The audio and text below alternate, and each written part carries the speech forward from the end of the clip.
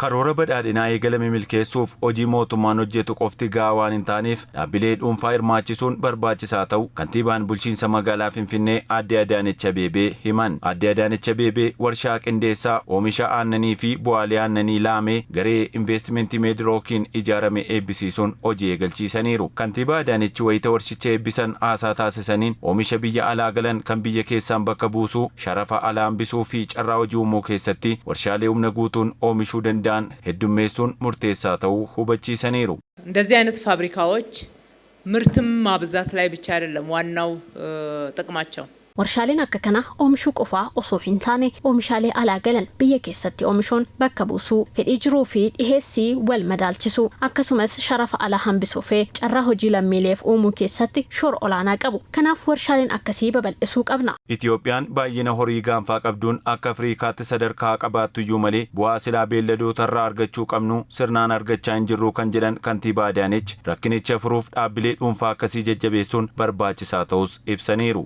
እንደምታውቁት ሀገራችን በርካታ ከብቶች የሚገኙበት ከሚባሉ ሀገራት አንዱ ነን።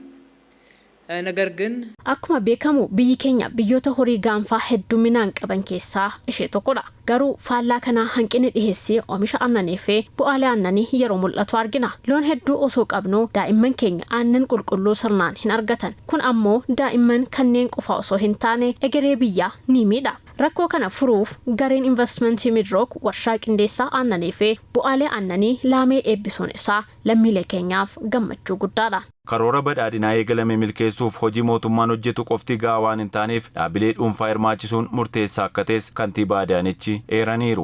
እነኚህን ጅማሮች እያደነቅን በዚህ ልክ አሁንም በሰፊው ሀገራችን ላይ መስራት hojiiwwan eegalaman dinqisiifachaa dabalataanis hojiiwwan akkasii akka babal'ataniif deeggarsa barbaachisu ni taasifna. Badhaadhina biyya keenyaa mirkaneessuuf hojii mootummaan hojjetu qofaatti ga'aa waan hin taaneef dhaabbileen dhuunfaa jajjabeessuun hojiiwwan hojjetaman keessatti hirmaachisuun hanqinaalee jiran duuchaa deemuun barbaachisaadha. Warshaan qindeessaa aannanii fi bu'aalee aannanii laamee teekinooloojii ammayyaa hidhachuun oomisha aannanii qulqullina olaanaadhaan oomishame gabaa biyya keessaaf kan dhiyeessu ta'u hojii raawwachiisaa olaanaan garee investimentii Meedrook obbo Jamaal Ahimad dubbataniiru. ካለምንም የማቀዝቀዣ ፍላጎት ለስድስት ወር መቆየት የሚችል oomisha aannanii fi bu'aalee aannanii qulqullina olaanaadhaan oomishaman kanneen hanga ji'a turuu danda'an teekinooloojii ammayyaatti gargaaramnee oomishuun gabaaf dhiyeessuu eegalleerra. Turtii oomishaalee waliin wal qabatee ulaagaa qulqullinaa hunda guutuun waraqaa ragaa arganneerra.